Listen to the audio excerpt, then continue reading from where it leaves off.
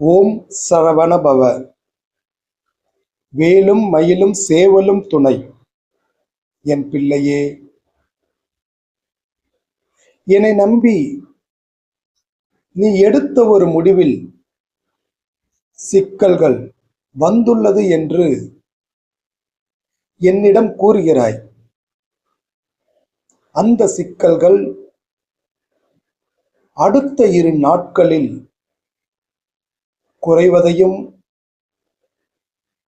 அடுத்து வரும் வாரத்தில் அவை உனக்கு நன்மையாக மாறப்போவதையும் காண்பாய். பிள்ளைகள் பற்றி கவலை வேண்டாம்.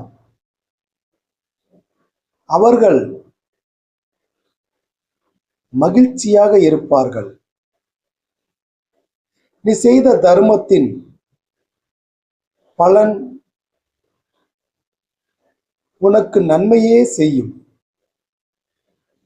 மற்றவர்கள் செய்யும் கேலிகள் கண்டு கவலை வேண்டாம்.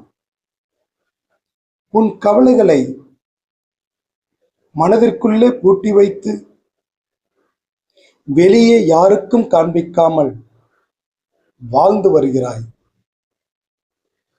அந்த மனக்கவலையும் தீர்த்து வைக்க